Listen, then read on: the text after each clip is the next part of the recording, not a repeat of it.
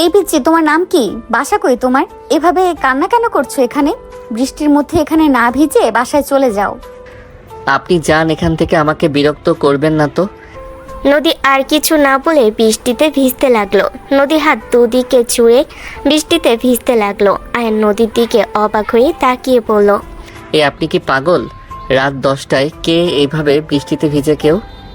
আমাকে এত জ্ঞান দিচ্ছিলেন, এখন তো নিজেই বৃষ্টিতে ভিজছেন। নদী আয়নের কথা শুনে আয়নের পাশে বসে পড়ল। এইটা আমার কাছে আনন্দের। এখন ভিজলাম, কয়েকদিন জ্বরে পড়ে থাকবো, আবার ঠিক হয়ে এইভাবে আমার জীবন চলছে। আপনার ফ্যামিলি আপনাকে কিছু বলে না? পাগলের মতো কাণ্ড করেন? না, আমি কারো কথা শুনি না, আমি আমার মতো করে চলি। বাট তুমি এখানে এভাবে কান্না কেন করছো? এমনি। বলো কি হয়েছে শুনি। শোনো, কথা বুকের ভেতরে জমা রাখলে কষ্ট পাবে, তার থেকে প্রকাশ করে দাও। এতটুকু ছেলে এত কষ্ট নিয়ে থাকার দরকার নেই। বলো আমাকে, আমি তাও তোমার কথা শুনতে চাচ্ছি। আমার তো কাউকে নিজের মনের কথা বলারও মানুষ নাই। কেন, আপনার বাসায় কেউ নাই? আচ্ছা, বাট কারোর সাথে আমার পড়ে না। ও, এখন বলো কেন এভাবে ভিজছো? ফ্যামিলিগত সমস্যা। ওসব জায়গায় ফ্যামিলিগত সমস্যা? তা এই বয়সে তো খেলাধুলা পড়াশোনা করার বয়স, এই বয়সে ফ্যামিলিগত আবার কি সমস্যা হইল? যার দুনিয়াতে মা বাবা থাকে না, তার লাইফে আবার পড়াশোনা খেলাধুলা? ও সরি। মরে যায় নাই? তাহলে? বেঁচে আছে 2জন, কিন্তু গরিবের জীবন। বাবা 2টা বিয়ে করেছে, সৎ ভাই বোন আছে। আমি আমার সাধ্য মতো সৎ মায়ের কাছে সংসার খরচ দেই, তারপরও আমার সৎ মা সবসময় ঝামেলা করে। আব্বু তার বউয়ের কথা শুনে আমার উপরে অত্যাচার চালায়। বাড়ির সব কাজ আমি করি, তারপরেও কারো মন পাই না। 3 দিন পর আমার এসএসসি পরীক্ষার ফর্ম ফিল আপ করা লাগবে, এখন আমার কাজও নাই, কেউ কাজে নিতে চায় না। আব্বুকে কতবার বললাম, কিন্তু সেই উল্টা আমার বই খাতা ছিঁড়ে দিয়ে বলে আমাকে আর পড়াশোনা করা লাগবে না। প্রতিবাদ করছি, সৎ মা আব্বু মেরে ঘাট ধাক্কা দিয়ে বাসা থেকে বের করে দিয়েছে। কোথায় যাব, কি করব, কিছু বুঝতে পারছি না। তোমার নিজের মা কোথায়? তার নতুন সংসার হয়েছে। তোমার খোঁজ নেয় না? তার হাজব্যান্ড অনেক রাগী আমার জন্য, সেই একবার মাইর খেয়েছিল, যার কারণে আমি আর চাই না। আমি চাই না আমার জন্য তার সংসার জীবনে ঝামেলা হোক। ও, তা এখানে কান্না করলে কি চলবে নাকি? চলো আমার সাথে আমার বাসায়। না, আপনাকে চিনি না, জানি না, আপনার বাসায় কেন যাব? আসো, আমরা ফ্রেন্ড হই। নদী হাত এগিয়ে দিলে আয়ান হাত দিতে গিয়েও দেওয়ার সাহস না পেলে নদী নিজেই জোর করে হাতে হাত মিলালো। নদী বলে ওঠে, ওঠো, আমার বাসায় চলো। না, আমি আপনার বাসায় যাব না। কোন পরিচয় যাব? আমাকে আপনি চেনেন না, আমিও আপনাকে চিনি না। আমাকে একা থাকতে দেন। চলো বিয়ে করে ফেলি। তোমারও আপন বলতে কেউ নেই, আমারও কেউ নেই। আমাকে বিয়ের জন্য চাপ দিচ্ছে। চলো বিয়ে করে নিই। তুমি আমার বাসায় থাকতে পারবে, যত খরচ আছে আমি চালাবো। তুমি তোমার মতো, আমি আমার মতো থাকবো। বিয়ে? হ্যাঁ চলো। নদী আয়ানকে ধরে গাড়ির কাছে নিয়ে গিয়ে গাড়িতে তুলে ড্রাইভিং করতে লাগলো। আয়ান বলে ওঠে, আমার বিয়ের বয়স হয় নাই। ওইটা আমি বুঝে নিব। তুমি আমাকে বিয়ে করলে আরামে থাকবে, পড়াশোনা থেকে শুরু করে সবকিছুর দায়িত্ব আমি নিব। আপনি আমাকে চেনেন না, জানেন না, আমাকে বিয়ে কেন করবেন? তোমার সম্পর্কে তো আমি জানলাম, সেখানে তোমাকে জানা হয়ে গেছে। তুমিও একা, আমিও একা, আমাদের দুঃখ বোঝার মতো কারোর সময় নেই। তাই আমরা একসাথে থাকলে ভালো হবে। আর আমি তোমার বড় দেখে কি বিয়ে করতে না করছো নাকি? না, তা না। আমাকে চেনেন না, এভাবে বিয়ে করবেন? আর আমার বয়স কিন্তু 18 হয় নাই। হ্যাঁ তা তো জানি। এসএসসি দিবে, কত আর হবে? 15 বা 16? ও 16। আচ্ছা, আমার 20। ও আচ্ছা, 4 বছরের বড়। আমার আব্বুর বউয়ের বয়স 20 আর আব্বুর 37। ও আচ্ছা, হুম তাও তো তাদের বিয়ে হয়েছে, আমাদের তো মাত্র 4 বছরের। হুম। নদী আয়ান কথা বলতে লাগলো। নদী ভুয়া জন্ম নিবন্ধন বানানোর জন্য ওর বন্ধুদের সাহায্য নিল। নদী তোয়ালে বের করে পড়ল। মাথা মুছে নাও। আপনি আগে মুছে নেন, আমার বৃষ্টিতে ভেজার অভ্যাস আছে। আমারও আছে, নাও মুছে নাও পিচ্চি মানুষ। আয়ন নিজের মাথা মুছতে লাগলো, নদীর দিকে এগিয়ে দিল। নদী চুল খুলে দিলে আয়ন অবাক হয়ে তাকালো। নদীর চুলগুলো একদম পায়ের কাছে এসে পড়লো। নদী এক হাত দিয়ে চুল মুছতে লাগলো। আয়ন বলল, মাশাল্লাহ, আপনার চুল অনেক সুন্দর। আমি আপনাকে মুছে দেই, আপনি ড্রাইভ করেন, এভাবে অ্যাক্সিডেন্ট হবে। ধন্যবাদ। আয়ন নদীর চুল আলতো করে মুছে দিতে লাগলো। নদী সোজা ওর বন্ধুর দেওয়া ঠিকানায় চলে গেল। জন্ম নিবন্ধন নিয়ে ওর বন্ধুকে তুলে নিয়ে কাজী অফিসে গিয়ে আয়নকে বিয়ে করে নিল। নদীর বন্ধু বলল, হুট করে এই পিচ্ছিকে কেন বিয়ে করলি? তুই তো নাকি জীবনে বিয়ে করবি না। জীবনে বিয়ে তো করা লাগবেই, আর যে প্যারা দিচ্ছে তাই বিয়ে করে নিলাম। তাই বলে তোর থেকে কম বয়সের ছেলেকে বিয়ে করবি? পিচ্ছি হলেও যথেষ্ট বুদ্ধি আছে, নিজের মতো করে গড়িয়ে নেওয়া যাবে। আর না থাকতে চাইলে অন্য কারোর সাথে বিয়ে দিয়ে দিব। আমার শুধু নামে বিয়ে করার ছিল, করছি। নদী, বিয়ে কোনো খেলা জিনিস না। তুই বিয়েকে এমনভাবে নিচ্ছিস মনে হয় মজার খেলা। জ্ঞান দিস না, বাসায় নামিয়ে দেই তোকে। দরকার নাই, সাব্বিরের গাড়িতে চলে যাব। ওকে। নদী আয়নকে নিয়ে গাড়িতে উঠে পড়ল। আয়ন বলতে লাগলো, আপনি কি আসলে বিয়ে খেলা ভাবছেন? তোমার কি মনে হয় আর তুমি বিয়ের বিষয়ে জানো? হ্যাঁ জানি। আয়নের কথা শুনি নদী হাসতে লাগলো। নদী বলে উঠল, তাই? তা কি জানো শুনি? বিয়ে মানে বিয়ে হলো, বিয়ে মানে হলো জীবনের গানে নতুন একটি সুর যোগ করা। এটি এমন এক বন্ধুত্ব যেখানে শব্দ ছাড়াই একে অপরের অভাব বা কষ্ট বুঝে নেওয়া যায়, যেখানে নিজের সবটুকু দিয়ে অন্য একজনের পরিপূরক হওয়ার চেষ্টা থাকে। বাইরের পৃথিবীর সব লড়াই শেষে দিন শেষে যেখানে ফিরে এলে শান্তি পাওয়া যায়, সেই আশ্রয়টুকুর নামই বিয়ে। একে অপরের ভরসার দেয়াল হয়ে থাকা, যাতে ঝড়ঝাপটা এলেও মনের ঘরটি নিরাপদ থাকে। নদী অবাক হয়ে আয়নের দিকে তাকালো। নদী বলে উঠল, তারপরে? জীবন একটি দীর্ঘ পথ। এই পথে কখনো রোদ থাকে, কখনো বৃষ্টি। বিয়ে মানে হলো এমন একজন সহযাত্রী পাওয়া যে পিচ্ছিল পথে হাতটা শক্ত করে ধরে রাখবে এবং সাফল্যের দিনে পাশে দাঁড়িয়ে হাসবে। বিয়ে মানে প্রতিদিন নতুন করে একে অপরকে ভালোবাসার সিদ্ধান্ত নেওয়া। এটি নিখুঁত দুইজন মানুষের মিলন নয়, বরং দুজন অসম্পূর্ণ মানুষ যখন একে অপরের ভুলগুলোকে ক্ষমা করে দিয়ে সুন্দর একটি পূর্ণতা তৈরি করে, সেটাই সত্যিকারের বিয়ে। বাবা, এইটুকু ছেলে এত কিছু জানো! আর কি জানো শুনি? বিয়ে মানে নিজের ছোট ছোট ইচ্ছাগুলোকে কখনো বিসর্জন দিয়ে সঙ্গীর মুখে হাসি ফোটানো, আর সেই হাসির মধ্যেই নিজের সুখ খুঁজে পাওয়ার এক অদ্ভুত জাদু। সংক্ষেপে বিয়ে মানে হলো একজনের অস্তিত্বের সাথে অন্যজনের অস্তিত্ব এমনভাবে মিশে যাওয়া, যেখানে আয়নার সামনে দাঁড়ালে নিজের প্রতিচ্ছবির পাশে অন্য কাউকেও দেখা যায়। এটি ভালোবাসার একটি জীবন্ত শিল্প। আয়নের কথা শুনে নদী গাড়ি ঘুরিয়ে বাসার ভিতরে চলে গেল। গাড়ি থামালে নদী বলে উঠল, নামো, অনেক কিছু জানো। আমি 20 বছরের মেয়ে হয়েও এত কিছুই জানি না। সেইটা আপনার ব্যর্থতা। আয়নের কথা শুনে নদী তাকালো। দুজন গাড়ি থেকে নেমে পড়লো। আয়ন নদীর পিছন পিছন যেতে লাগলো। বাসার ভিতর ঢুকতে নদীর আব্বু নদীর গালে সজোরে থাপ্পড় মেরে দিল। নদীর আগে হাত ধরতে যাবে, সাথে সাথে আয়ন হাত ধরে ফেলল। আয়নের দিকে নদীর আগে লুক নিয়ে তাকালো। আয়ন বলে ওঠে, উনি গুরুজন কি করছেন? হাত ছাড়ো।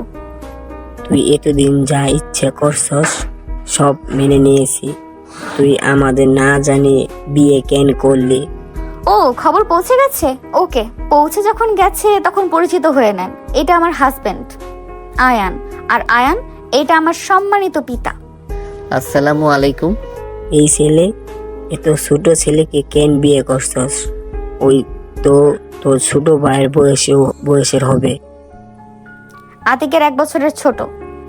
নদীর কথা শুনে বসে থাকা সবাই অবাক হয়ে তাকালো। নদীকে আর কেউ কিছু বলবে, সাথে সাথে নদী আয়নের হাত ধরে চলে গেল। আর সবাই চিল্লাপাল্লা করতে লাগলো। আয়নকে নিয়ে রুমে গেলে নদী বলে উঠল, ওইদিকে ওয়াশরুম। আর আপাতত তুমি চাইলে আমার শার্ট প্যান্ট পরতে পারো। মেয়েদের না, ওই সবই ছেলেদের। লুঙ্গি নাই? আছে, তুমি পরতে পারো নাকি? ওয়েট, আব্বুর আছে, নিয়ে আসি। থাক, নিচে যায়েন না, এমনিতে সবাই বকাঝকা করছে। এটা প্রতিদিনের ব্যাপার, এসব আমার অভ্যাস হয়ে গেছে। আর ওরা খেপসে কেন শুনবে? কেন?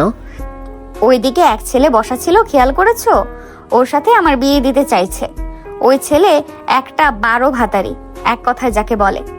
আপনার ফ্যামিলি জানে না? জানলে কি, আমার সৎ মায়ের আদরের ভাতিজা, তাই তার সাথে আমার বিয়ে দিতে উঠে পড়ে লেগেছে। ও আচ্ছা। থাকো, আসি। নদী চলে গেল। আয়ন নদীর ফ্রেমে বাঁধানো ছবিটা দেখতে ফ্রেমটা হাতে নিল। নদী নিচে গেলে ওর আব্বুর রুম থেকে লুঙ্গি নিয়ে চলে গেল। রুমে গেলে সাথে সাথে আয়ন ফ্রেম রেখে বলল, উনি তোমার মা নাকি? হুম, ওনাকে তো দেখলাম না। মারা গেছে। সরি। এই নাও, যাও। আয়ান চলে গেল। আয়ন গোসল করে লুঙ্গি পরে বের হইল। নদী বারবার হাসি দিতে লাগলো। আয়ান বলে উঠল, যান, গোসল করে তাড়াতাড়ি পোশাক চেঞ্জ করে নেন। আর এইগুলো কোথায় মেলে দিব? তুমি কেন ধুতে গেছো? মানুষ আছে, ওরা করে দিত। নিজের কাজ নিজে করতে পছন্দ করি। আপনি যান, গোসল করে নেন গা। আচ্ছা, বারান্দায় মেলে দাও, যাও, আমি গোসল করে আসি। নদী আলমারি থেকে শার্ট প্যান্ট বের করে চলে গেল। আয়ন শার্ট প্যান্ট বারান্দায় মেলে দিয়ে আসলো। নদী গোসল করে বের হলো। আয়ন নদীর দিকে তাকিয়ে থাকলো। নদীকে বলল, আমি কি সাহায্য করব? না, ধন্যবাদের দরকার নেই। নদীর ড্রেসিং টেবিলের সামনে বসে হেয়ার ড্রাই করতে লাগলো। আয়ন নদীর পিছনে দাঁড়ালে নদী বলে উঠল, কিছু বলবে? আমি করে দেই, দেন, দেখি পারি নাকি। নদী না করলো। আয়ন শুনল না। নদী শিখিয়ে দিলে আয়ন সুন্দরভাবে চুলগুলো হেয়ার ড্রাই করতে লাগলো। নদী আয়নকে দেখতে লাগলো আয়নার ভিতর দিয়ে। নদীর রুমে নদীর ভাবি এসে বলল, নদী খেতে আসো। খাবার পাঠিয়ে দেন, ওইখানে যাব না। ভাবি চলে গেল। আয়ন হেয়ার ড্রাই করে দিয়ে বলল, আপনার সাহায্য লাগলে আমাকে বলবেন, আমি যেন আপনার চুলের প্রেমে পড়ে যাচ্ছি।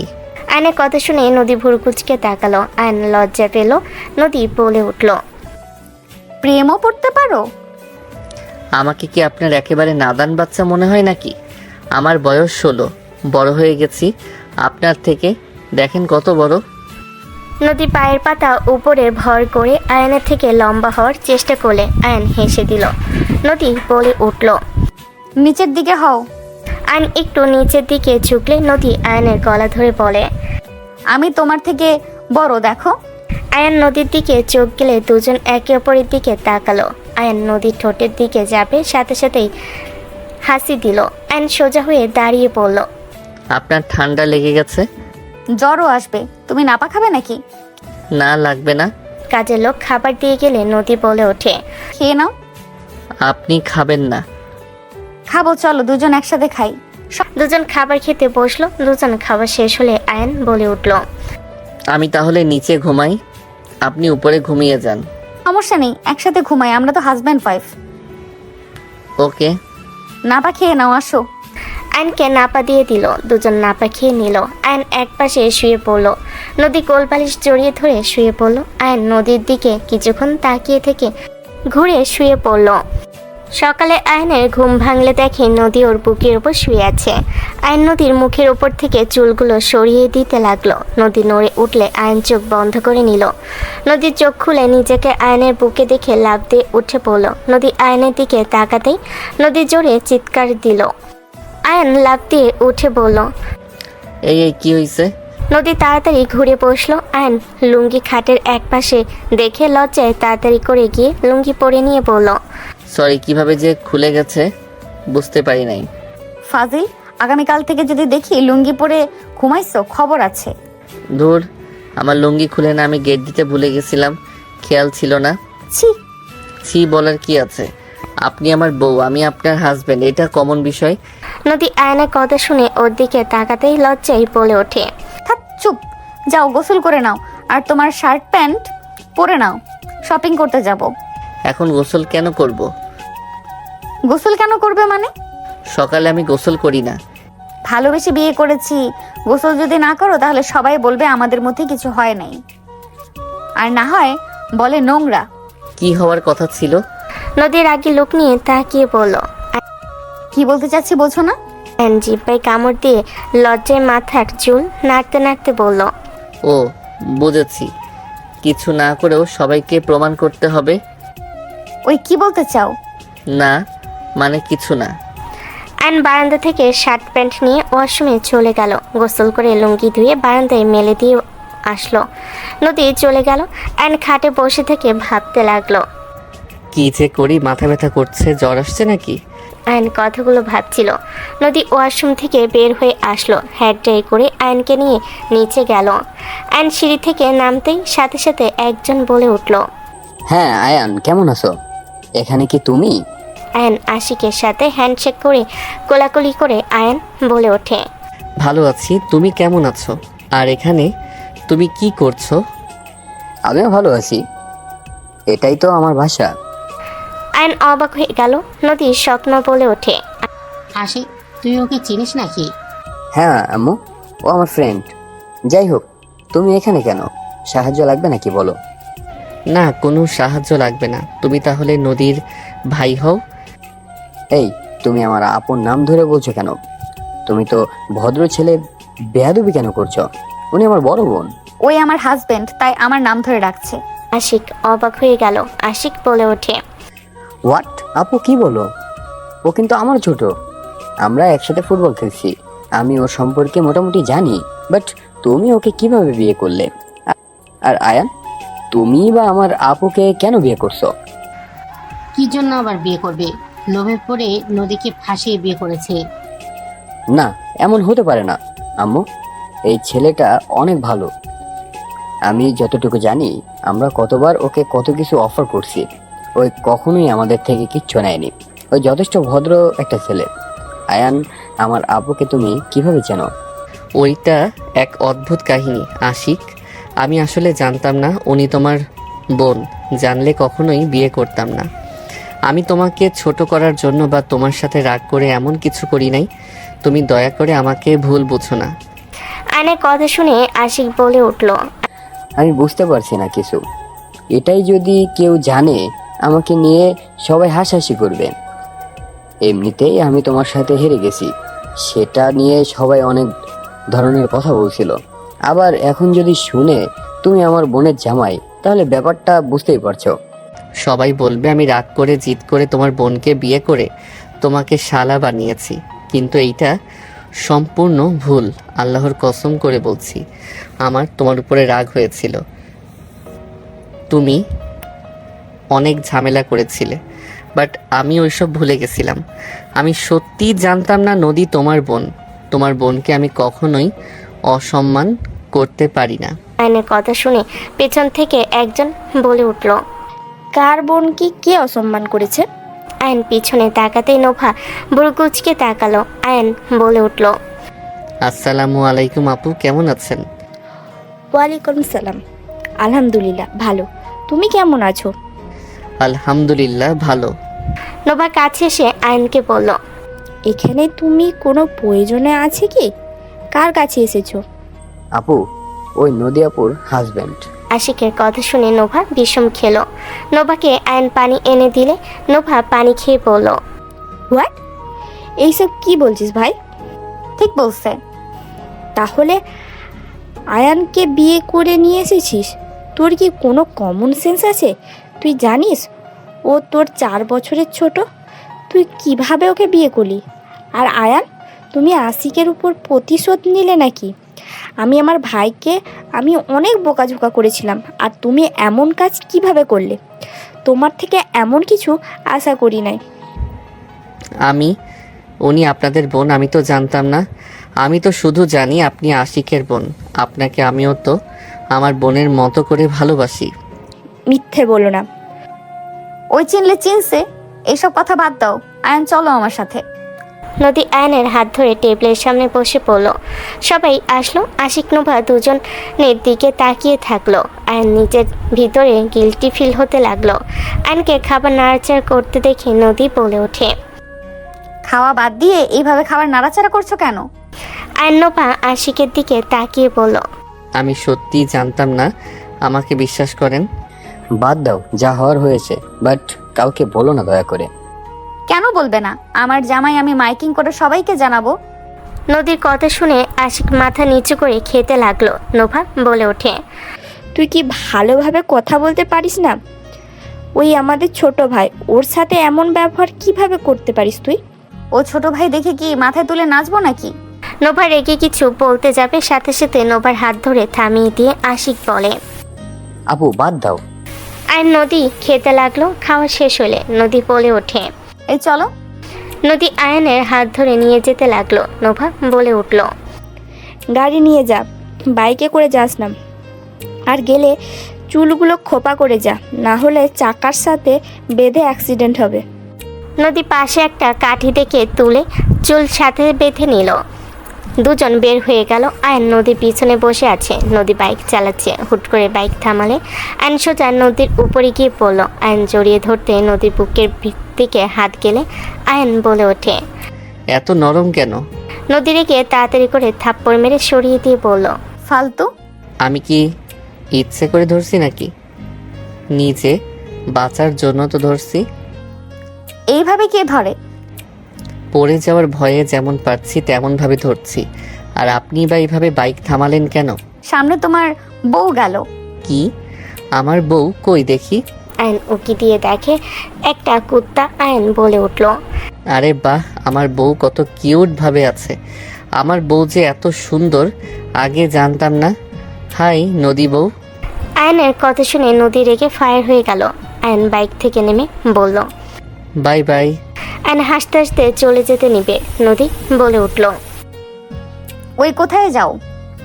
ও ফাজলামি না করে বাইকে ওঠো, আমার কাজ আছে কিন্তু। মারবেন না তো? না, আসো, এটা পরে দেখে নিব, এখন আসো। সত্যি? আরে ধ্যাত, আসবে। আয়ন বাইকের কাছে এসে বাইকে উঠে পড়লো। আয়ন মিটি মিটি হাসতে লাগলো।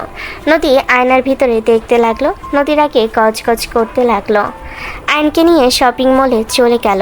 আয়নের প্রথমে শার্ট কিনতে গেল। আয়ন শার্টের দাম দেখে বলল।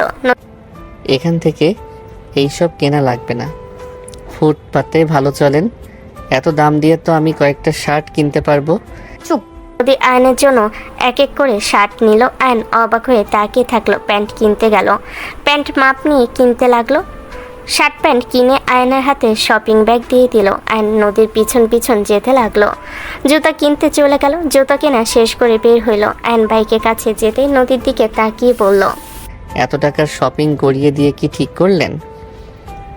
এত 15,000 টাকা দিয়ে এক মাসের সংসার চলে যেত। ফালতু কথা বন্ধ করো, অনেক কম দেওয়া হয়েছে। এগুলো আপাতত পরো, আমার কাছে সময় নাই, তাই বেশি কিছু কিনে দিতে পারলাম না। কি এইগুলো কম? তো কি? মাথা ঘুরছে। মাথা ঘোরানোর দরকার নেই, বাইকে ওঠো। আয়ন নদীর পিছনে বসে পড়লো। দুজন চুপচাপ যেতে লাগলো। বাসায় চলে গেল। বাসার ভিতরে গেলে আয়নকে দেখে নদীর দাদিমা বলল। কোন জ্ঞানে এই ছেলেকে বিয়ে করছো? তুমি কি নিজের সীমা অতিক্রম করে ফেলেছো? আর ছেলেটার হাব ভাব দেখে বোঝা যাচ্ছে লোভে তোমাকে বিয়ে করছে। না হলে নিজের বয়সের থেকে বড়কে কেন বিয়ে করবে? ঠিক ধরেছো দাদিমা, বাট তাও আমার ওকে ভালো লাগে। কি ধরনের কথা? হ্যাঁ, তাও ওকে ভালো লাগছে মানে? তুমি আসলে কি চাচ্ছ বলো তো? তোমার আব্বুকে ঘৃণা করো বুঝেছি, তাই বলে নিজের লাইফ পার্টনারকে নিয়ে আসবে? হ্যাঁ, একটা লোভী ছেলেকে। এত সময় নেই কথা বলার, আয়ান চলো। নদী আয়নের হাত ধরে নিয়ে যেতে লাগলো। রুমে নিয়ে গেলে আয়নের হাত ছেড়ে দিল। আয়ন সোফার ওপর সব রেখে বসে বলল। সবাই ভাবতেছে আমি লোভে পড়ে বিয়ে করছি। আমি তো জানি বিয়েটা কিভাবে হয়েছে, সবার কথা শোনার টাইম আমার নেই। আর শোনো, আমি বের হব, তুমি এখানে থাকো। আমি কাজের লোকে বলে দিব তোমাকে যেন ঘরে খাবার দিয়ে যায়। জি, কোথায় যাবেন? আমাকে কোনো কিছু জিজ্ঞেস করবে না। আমার কাউকে কোনো কৈফিয়ত দেওয়ার কোনো ইচ্ছে নেই। আমি বাসায় যেতাম আমার বই আনতে। আর এইগুলো কোথায় রাখবো? ওয়েট, এই 1000 নাও, পরে লাগলে বলো। আর আলমারির সাইডে রেখে দিও। আমি এখন আসছি, বাই। 1000 টাকা দিয়ে বের হয়ে গেল। আয়ন কিছু বলার সুযোগ দিল না। আয়ন টাকাটা নিয়ে পকেটে রেখে বাকি সব কিছু গুছিয়ে রেখে আয়ন গোসল করে নিচে চলে গেল। নিচে নামতে আয়ন দেখে নদীর সৎমা ফ্লোরে বসে গেছে। আয়ন দৌড়ে গিয়ে ধরে বলল। আন্টি আপনি ঠিক আছেন? আমার পাটা গেল রে। নদীর সৎমা কান্না করতে লাগলো পা ধরে। আয়ন পা ধরে জোরে মোচড় দিয়ে জোরে চিৎকার দিলে নদীর দাদিমা তাড়াতাড়ি করে বের হয়ে এসে বলল, এই ছেলে কি করলে বৌমার সাথে? বৌমা তুমি ঠিক আছো? আম্মা আমি মরে গেলাম, এই পোলা আমাকে ছাড়, আমাকে মেরে ফেলবি নাকি? আন্টি আপনি উঠে একটু দাঁড়ান, দেখেন ঠিক হয়ে গেছে। আয়ন নদীর সৎমায়ের হাত ধরে টেনে তুলে সোজা হয়ে দাঁড়াতে বলে ভয়ে ভয়ে পা ফেলে দেখে ঠিক হয়ে গেছে। আয়ন হাত ছেড়ে দিয়ে বলল, আপনি ঠিক আছেন? হ্যাঁ ধন্যবাদ। আয়ন আর কিছু না বলে চলে গেল। দাদিমা নদীর সৎমাকে ধরে সোফায় বসিয়ে দিয়ে বলল, কিভাবে বললে? হুট করে চেয়ারের কানের সাথে লেগে পড়ে গেছি। সারাদিন এত কি ভাবো, সাবধানে কাজ করতে পারো না? দুজন কথা বলতে লাগলো। এইদিকে আয়ান দোকানে কিছু কিনে খেয়ে নিল, তারপর টাকা ভাঙতি করে রিক্সা নিয়ে বস্তিতে চলে গেল। আয়নকে দেখে ওর সৎমা বলে ওঠে, কিরে তুই এখানে কেন? তোকে না বের করে দিল? আমার বই নিতে এসেছি। আয়ন সোজা ঘরের ভিতরে গিয়ে ওর দরকারি সব কিছু তুলে নিল। ব্যাগ নিয়ে বের হতে যাবে, সাথে সাথেই আয়নের সৎমা ব্যাগ ধরে পড়ল। ব্যাগে কি নিয়ে যাস? দেখা আমাকে। আমার বই কাগজপত্র। সৎমা টান দিয়ে ব্যাগ নিয়ে খুলে চেক করলো। আয়ন রাগে হাত মুঠো করে নিল। সৎমা বলে ওঠে, সব তুলে চলে যা।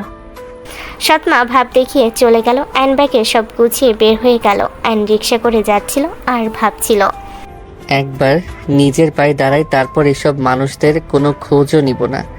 যারা যারা আমাকে কষ্ট দিয়েছে তার কারো খোঁজ আমি নিব না। আমাকে যে সাহায্য করবে আমি তার সাথে থাকব, তাকে কখনোই ঠকাবো না ইনশাআল্লাহ। আয়ন কথাগুলো ভাবতে ভাবতে চলে গেল।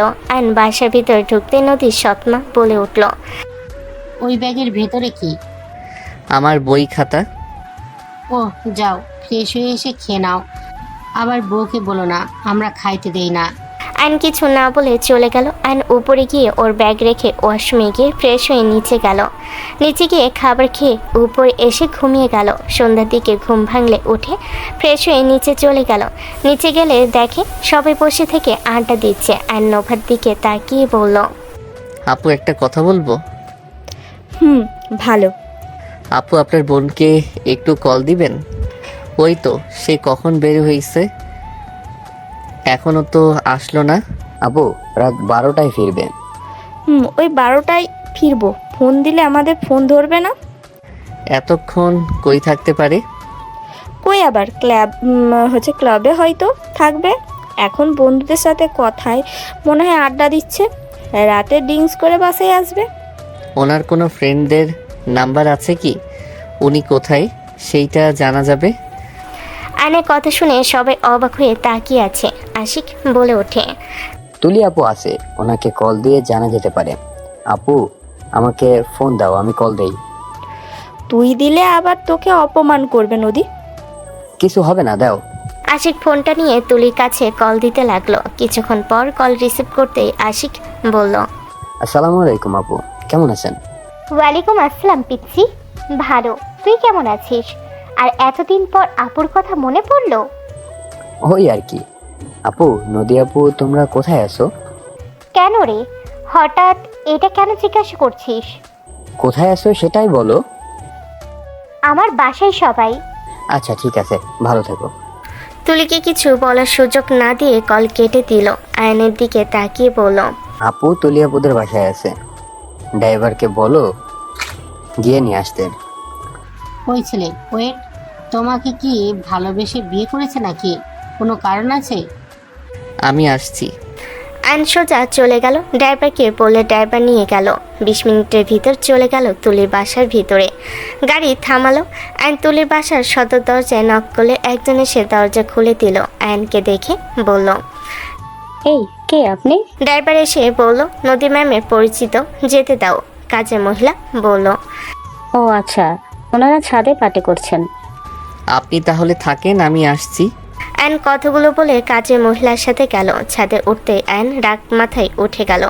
আয়ন দেখতে পেল নদী একটা ছেলের সাথে কাপল ডান্স দিচ্ছে। সবগুলো মেয়ের একটা করে ছেলে পার্টনার। আয়ন 1 মিনিট দেরি না করে সোজা গান বন্ধ করে দিল। সবাই রাগে বলল, ওই কোন শালা গান বন্ধ করলি রে? সবাই বক্সের দিকে তাকাতে দেখে আয়ান, নদী, রাতুল বাদে সবাই খেপে গেল। তুলি রেগে বলল, এই পিচ্ছি, কে রে তুই? বক্স বন্ধ কেন করলি? আয়ান কোনো কথা না বলে সোজা নদীর কাছে গিয়ে নদীকে কোলে তুলে নিল। নদী বলতে লাগলো, ওই কি করছো, ছাড়ো আমাকে। ওই ছেলে তোর সাহস কি করে হয় আমার পার্টনারকে নিয়ে যাওয়ার? রনি নদীর হাত ধরে নদী মাতলা অবস্থায় বলল, আমার পার্টনার থেকে আলাদা কেন করছো? আমাকে নামিয়ে দাও, আমি নাচবো। আয়ান বলে ওঠে, হাত ছাড়েন। কে রে তোর? কথা শুনতে হবে। আমার পার্টনারকে নামিয়ে দে, না হলে তোর খবর আছে। মাথায় কিন্তু রক্ত উঠে যাচ্ছে, হাত ছাড়ে, না হইলে কপালে দুঃখ আছে। আয়নের কথা শুনে রনি আর সবাই হাসতে লাগলো। নদী আয়নের হাতে সুড়সুড়ি দিলে আয়ন নামিয়ে দিল। নদী রনির বাহু ধরে বলল, এই পিচ্ছি, তোকে কেমন চেনা চেনা লাগছে। তুই এখান থেকে যা, না হলে কিন্তু তোর খবর আছে। নদী, আমার সাথে চলো। না, তুই কে? তোর সাথে আমি কেন যাব? এই পিচ্ছে, এখান থেকে ভাগ। আয়নের বুকে হাত দিয়ে ধাক্কা দিতেই রনি হাত ধরে নিজের দিকে টান দিয়ে বুকের সাথে বুক ধাক্কা দিয়ে ফেলে দিল। সবাই চমকে উঠল। রনি ব্যথায় কুকড়ে উঠল, আর বাকিগুলো মারতে আসবে আয়ন এক এক করে মেরে ফেলে দিল, শুধু রাতুল বাদে। আয়ন নদীকে তুলে নিয়ে গিয়ে বলল, নেক্সট টাইম যদি আমার বউয়ের আশেপাশে তোদের দেখি, তাহলে তোদের খবর আছে। আয়নের কথা শুনে রাতুল বাদে সবার চোখ বড় বড় হয়ে গেল। রনি বলে ওঠে, তোর বউ মানে? ঠিক বলেছি, ওই ছেলেটাই নদীর হাজবেন্ড। ঝামেলা করিস না। কি তুই আগে থেকে জানতি? কি, এই পিচ্ছি ওর জামাই? কি কিউট রে, আর কি শক্তি! তোদের মেরে ফেলে দিল। এত বড় পোলা হয়ে ওর সাথে পারলি না? সব রেগে গেল। নদী আয়নের দিকে তাকিয়ে গাল ধরে বলল, তুই কত কিউট, তুই আমার বর। আয়ন কোনো কথা না শুনে নদীকে নিয়ে নিচে চলে গেল। নদীকে গাড়িতে বসিয়ে দিল। নিচে বসলে ড্রাইভার গাড়ি চালাতে লাগলো। নদী আয়নের সাথে পাগলামি করতে লাগলো। আয়নের ঠোঁটে আঙ্গুল দিয়ে বলতে লাগলো, তোর ঠোঁটগুলো একটু খাই, কত সুন্দর সফট। ড্রাইভার মিটি মিটি হাসতে লাগলো। আয়নের রাগ হতে লাগলো। আয়ন নদীর মুখ সরিয়ে রাখলো। আয়নের ঠোঁটের কাছে যেতে দিল না। 20 মিনিটের মধ্যে বাসায় চলে গেল। আয়ন নদীকে নিয়ে বাসার ভিতরে ঢুকলো। নদী কান্না করতে করতে বলতে লাগলো, ইউ পচা, আমাকে ঠোঁট খেতে দাও নাই, তুমি অনেক পচা। নদীর কথায় আয়ন তাড়াতাড়ি মুখ চেপে ধরলো। নোভা এসে বলল, এভাবে নিয়ে আসলে কেন? আন্টি, একটু লেবুর রস দিবেন, আর করলা থাকলে সেটার জুস বানিয়ে দেন তো। কাজের মহিলা চলে গেল। আয়ন নদীকে সোফায় বসিয়ে দিল। নদী উল্টাপাল্টা কথা বলতে নিলে নদীর সৎমা বলে ওঠে, আয়ান, জুস দিয়ে কি করবে? নদীকে নিয়ে রুমে যাও। ওনাকে খাওয়াবো। নদী আয়নের কথা শুনে ঠোঁটে আঙ্গুল দিয়ে বলে, এইটা দিলে হবে, আমি জুস খাবো না। নদীর পাগলামি দেখে নদীর আব্বু উঠে চলে গেল। আয়ন মুখ বন্ধ করে রেখে দিল।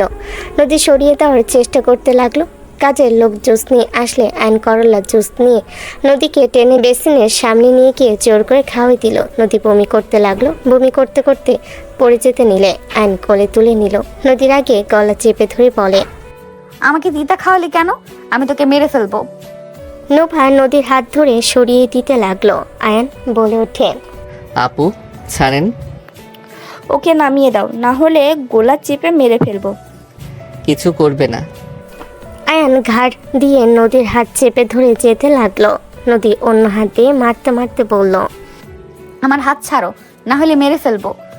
আয়ন কোনো কথা না শুনে রুমে নিয়ে গিয়ে খাটে ফেলে দিল। নদী রেগে মারতে আসবে, সাথে সাথে আয়ন নদীর হাত ধরে টান দিয়ে নিজের কাছে নিয়ে এসে টোটজোড়া নিজের দখলে নিয়ে নিল। নদীর চোখ বড় বড় হয়ে গেল। নদী আয়নকে টান দিয়ে নিচে ফেলে দিল। আয়ন কিছু বলার আগে নদী আয়নের উপর ঝাঁপিয়ে পড়ল। আয়ন বাধা দিতে চাইলো, পরে ভাবলো, দূর, বাধা কেন দিব? আমার বউ, আমি আদর করব, এইটাই তো স্বাভাবিক। আর নিজের ইচ্ছে আদর খেতে চাচ্ছে, সেখানে না কেন করব? নদীকে ফেলে 2 হাত চেপে ধরে কিস করতে লাগলো। নদী আয়নের শার্ট খুলে ফেলল। আয়নকে কিস করতে লাগলো। আয়ন পাল্টা কিস করতে লাগলো। দুজন একে অপরের মাঝে হারিয়ে যেতে লাগলো। দুজন অনেকক্ষণ একে অপরকে আদর করতে করতে ক্লান্ত হয়ে গেল। আয়নের বুকে নদী মাথা দিয়ে শুয়ে পড়ল। কিছুক্ষণ পর নদী লাফ দিয়ে উঠে আয়নের দিকে নিজের দিকে তাকিয়ে জোরে চিৎকার দিতেই আয়ন মুখ সোজা চেপে ধরে বলল, হচ্ছেটা তা কি? চিকিৎসা কেন দিচ্ছেন? নদী আয়নের হাত ধরে এক ঝটকায় সরিয়ে দিয়ে থাপ্পড় মেরে দিল। আয়ন গালে হাত দিয়ে কান্না কান্না চোখে তাকিয়ে বলল, থাপ্পড় মারলেন কেন? তুই আমার সুযোগ কিভাবে নিতে পারলি? তোকে বলছি আমরা শুধু বিয়ের নামে থাকবো, তোর যা খরচ আমি চালাবো, শুধু হাজব্যান্ড হয়ে থাকবি। সেখানে তুই আমার সাথে কিভাবে করতে পারলি? আয়ন নদীর কথা শুনে থাপ্পড় মেরে দিল। নদীর আগে আয়নের দিকে তাকিয়ে বলল, আমাকে তুই থাপ্পড় মারলি, ফকিনীর বাচ্চা! নদী কথাটা বলে আয়নের চুল ধরে মারতে লাগলো। আয়ন থামানোর চেষ্টা করতে লাগলো। নদীকে ধাক্কা মেরে সরিয়ে দিয়ে আয়ন বলে উঠল, আমি আপনার সাথে এইসব নিজের ইচ্ছে করছি নাকি আপনি আমাকে নিজের কাছে টেনে নিয়েছেন? আপনি মেয়ে মানুষ হয়ে আমাকে টেনে নিবেন আর আমি চুপ করে বসে থাকবো নাকি? কুত্তার বাচ্চা, আমি নেশার ঘুরেছিলাম তাই বলে তুই আমার সুযোগ নিবি? নিয়েছি, বেশ করছি। আমার বউ, আমি 100 বার সুযোগ নিব। বিয়ে কি হিজড়ার মতো বসে থাকার জন্য করছি নাকি? হোয়াট? তুই কি বললি? আয়ন নদীর কথায় কোনো উত্তর না দিয়ে আলমারি থেকে শার্ট প্যান্ট বের করে ওয়াশরুমে চলে গেল। নদী বিছানার চাদরে রক্ত দেখে মাথায় হাত দিয়ে পড়ল। নদী কুত্তার বাচ্চা একটা! ওকে বিশ্বাস করা আমার ভুল হয়েছে। বস্তির পোলাপান এইসব ছাড়া আর কি জানবে? এইটুকু ছেলে না সব কিছু জানে, ফালতু কোথাকার। আমি ভেবেছিলাম কি, আর বের হয়েছে কি। এর আগে ফুলদানি ছুঁড়ে মারল। আয়ন গোসল করে বের হইলে নদী রেগে বলল, কুত্তা, আমি তোকে খুন করে ফেলবো, তুই এখান থেকে বের হয়ে যা। চলে যাচ্ছি। আপনার মতো মেয়ের সাথে থাকার কোনো ইচ্ছে আমার নাই। যেখানে আমি বিয়ে করলাম অথচ আমার স্পর্শ করার অধিকার নাই, কিন্তু পরপুরুষ ঠিকই তাকে স্পর্শ করতে পারবে। কি বলতে চাচ্ছি? পরপুরুষ স্পর্শ করছে মানে? কি ঢং শুরু করছে! বন্ধুদের সাথে নোংরামি করলো, এটা কিছু না। আর আমি ওর জামাই হয়ে স্পর্শ করছি। আমাকে যা ইচ্ছে তাই বলছে। থাকেন আপনি। আইন রেগে ব্যাগটা কাঁধে নিয়ে চলে গেল। নদী রেখে কালাকালি করতে লাগলো। আইন নিচে গেলে সবাই অবাক হয়ে তাকালো। নোভা বলে ওঠে, আয়ান কোথায় যাও ব্যাগ কাঁধে নিয়ে? চলে যাচ্ছি। চলে যাচ্ছ মানে? আঙ্কেল, আপনার মেয়ে আমাকে বিয়ে করছিল। ওই ছেলেকে বিয়ে করবে না দেখে আপনারা দয়া করে ওনাকে বিয়ে নিয়ে প্যারা দিবেন না। উনি আমার ওয়াইফ। আমি ওনার না বলা পর্যন্ত ওনাকে আমি ডিভোর্স দিব না। তাই যতদিন আমার বউ হয়ে আছে ততদিন আপনি ওনাকে বিয়ে নিয়ে প্যারা দিবেন না। কি, তোমরা রিলেশন করে বিয়ে করো নাই? না, আগামীকাল রাতে আমার ওনার সাথে পরিচয় হয়, আর আগামীকাল বিয়ে করে নাই। তুমি কোথায় যাচ্ছ? আমি চলে যাচ্ছি। আপনার মেয়ে তার মতো করে থাক। আইন কথাগুলো বলে চলে যেতে নিল। নদী উপরে জামা কাপড় পরে উপর থেকে বলল, চলে যা ফকিন্নির বাচ্চা একটা! তাড়াতাড়ি এই বাড়ি ছাড়, না হইলে আমি তোকে খুন করব। নদীর কথা শুনে সবাই অবাক হয়ে গেল। নদী রেখে রুমে চলে গেল। আইন সদর দরজার বাইরে পা রাখবে তখনই নদীর আব্বু বলল, দাঁড়াও। আইন নদীর আব্বুর কথা শুনে পা বাহিরে রাখতে আবার পিছিয়ে নিল। আয়ান পিছনের দিকে ঘুরে তাকালো। নদীর সৎমা বলে ওঠে, চলে যাচ্ছে, যেতে দাও। আবার আটকাচ্ছ কেন? তুমি আমার সাথে আসো। আমাকে বলছেন? হ্যাঁ, আসো আমার সাথে, তারপর মন চাইলে চলে যাও। আব্বু কি বলে একবার শুনে যাও। আইন নোভার কথা শুনে নদীর আব্বুর সাথে চলে গেল। আইনকে নিয়ে ঘরে গেলে আইনকে দরজা লাগিয়ে দিতে বলে। আইন দরজা লাগিয়ে দিয়ে বলল, নদীর মারবেন নাকি আঙ্কেল? আব্বু আইনের কথা শুনে আইনের কাছে আসতে লাগলো। আইন ভয়ে কয়েকবার পিছিয়ে গেল। নদীর আব্বু খুব কাছে আসলে আইন চোখ বন্ধ করে নিল। সাথে সাথে নদীর আব্বু আয়নের হাত ধরে বলল, বাবা, আমার মেয়েকে ছেড়ে চলে যাও না। নদীর আব্বুর কথা শুনে আইন চমকে উঠল। আইন চোখ খুলে দেখে নদীর আব্বুর চোখে পানি টলমল করছে। নদীর আব্বু আয়ানকে বলল, এই প্রথম আমি দেখলাম নদীকে তুমি এভাবে ওর ফ্যানদের থেকে নিয়ে এসেছো। ওকে কেউ আনতে পারে না। আমার মেয়েটা একদম বেপরোয়া হয়ে গেছে। আমার বিশ্বাস তুমি একমাত্র যে ওকে ঠিক করতে পারবে। নদীর আব্বুর কথা শুনে আইন অবাক হয়ে বলল, আমি? হ্যাঁ, তুমি। আপনার মেয়ে আমাকে দেখতে পারছে না। ওই আমাকে অনেক অপমান করছে। আমি এখানে থাকবো না। আমি ওর হয়ে তোমার কাছ থেকে ক্ষমা চাচ্ছি। তুমি ওর হাজবেন্ড। তুমি এত তাড়াতাড়ি নিজের বউয়ের কথা শুনে চলে যাবে? বিয়ের একদিনে চলে যাবে? এত তাড়াতাড়ি হার মেনে নেবে? আপনার যে মেয়ে না একেবারে ফালতু। আচ্ছা, আপনার মেয়ে কি ছোট থেকে এমন ফালতু নাকি? ওর আম্মুর মৃত্যুর শখ ওই কাটিয়ে উঠতে পারে নাই। ওর 10 বছরে ওর আম্মু মারা যায়। ওই আমাকে ঘৃণা করে। ওর মায়ের মৃত্যুতে আমাকে দোষী ভাবে। কি, ওনার আম্মু মারা গেল কিভাবে? ওর আম্মু আগে থেকে অসুস্থ ছিল, সেইটাই কাউকে না জেনে জানাই নাই। নিজের রূপ নিজের ভিতরে পালছে, কাউকে কখনো বলে নাই। আমি ভেঙে পড়বো দেখে আমি আর ওর আম্মু ভালোবেসে বিয়ে করেছিলাম। ওই যখন একেবারে অসুস্থ হয়ে পড়ে তখন আমি কাজের জন্য দেশের বাইরে ছিলাম।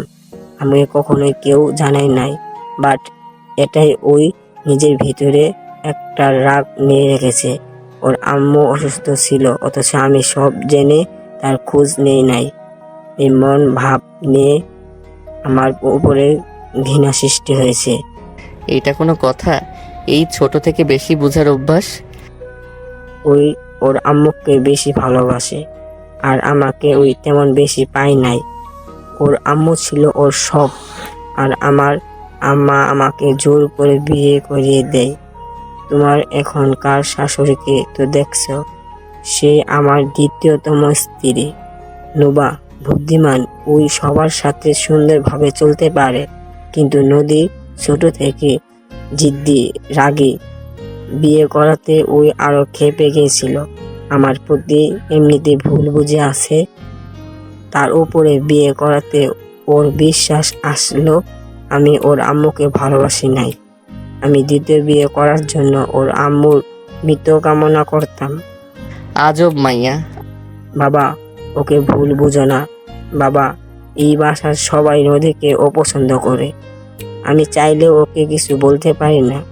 ওই দিন দিন বেপরোয়া হয়ে যাচ্ছে। আগে শাসন করলে আরো বিগড়ে যেত, যার কারণে এখন মান সম্মানের ভয়ে আর কিছু বলি না। বাবা, তুমি আমার মেয়েকে ভালো যদি করে দিতে পারো, তুমি যা চাইবে আমি তাই দিব। তোমার পায়ে ধরি, আমি আমার মেয়েকে তুমি ভালো করে দাও। নদীর আপু পা ধরে কান্না করতে যাবে আয়ন তাড়াতাড়ি করে হাত ধরে বলল, আঙ্কেল, এসব কি করছেন? আমি আপনার ছেলের বয়সের। বাবা রে, আমার বিশ্বাস তুমি আমার মেয়েকে ভালো করে দিতে পারবে। দয়া করে এই অসহায় বাবার কথাটাই রাখো। আপনার মেয়ে আমাকে ঘৃণা করে। আমি জানি না কেন ঘৃণা করছে, বাট তুমি ওর তো হাসবেন্ড, তুমি চাইলে ওকে ঠিক করতে পারবে। আমার মেয়ের ভালোবাসা অভাব আছে। তুমি যদি ওকে ভালোবাসো, একবার যদি ওকে বুঝতে পারো তুমি ওকে সত্যি ভালোবাসো, তাহলে আমি বিশ্বাস করি ওই তোমার কথা মতো চলবে। নদীর আপু অনেক কিছু বলতে লাগলো। আয়ন সব শুনে আয়ন বলে উঠল, বুঝেছি, কান্না করেন না, আমি চেষ্টা করব ওকে ঠিক করার। আয়ন কথাগুলো বলে ব্যাগ নিয়ে ঘর থেকে বের হইল।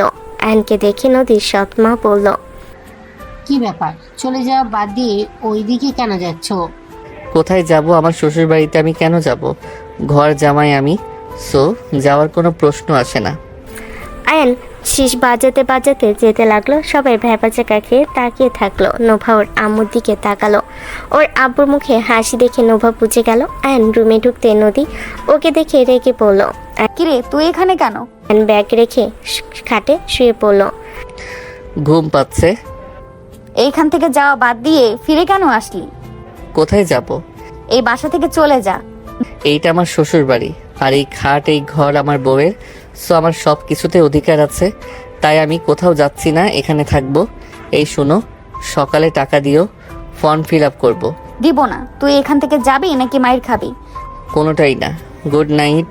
আয়ন চোখ বন্ধ করে নিল। নদী হেয়ার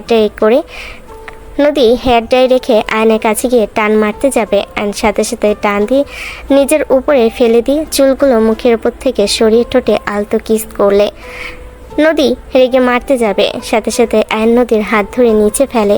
হাসি মুখে কপালে চুমু দিয়ে বলল, বউ, এত রাগ করতে হয় না। তুমি এখানে নিজের ইচ্ছেই নিয়ে এসেছো। এখন গেলে আমি আমার ইচ্ছেতে যাব। তাই তুমি যত চেষ্টা করো, আমি এখান থেকে কোথাও যাচ্ছি না। আমি তোমার হাজবেন্ড, যেহেতু আমি তোমাকে স্পর্শ করবই। আমি অনুমতি না দিলে তুই স্পর্শ করতে পারলে তুই কুত্তা জানোয়ার। তুমি জানোয়ার, কুত্তার বউ, সরো ঘুমাবো, আর টাকা দিয়েও ফর্ম ফিল আপ করবো। আয়ান নদীকে সরিয়ে দিয়ে ঘুরে শুয়ে পড়ল। নদীর আগে গজগজ করতে লাগলো। আয়ান ঘুমিয়ে গেল। সকালে ঘুম ভাঙলে দেখে আজান দিচ্ছে। আয়ন উঠে পাশে তাকাতে দেখে নদী ঘুমাচ্ছে। আয়ন উঠে ওয়াশরুমে চলে গেল।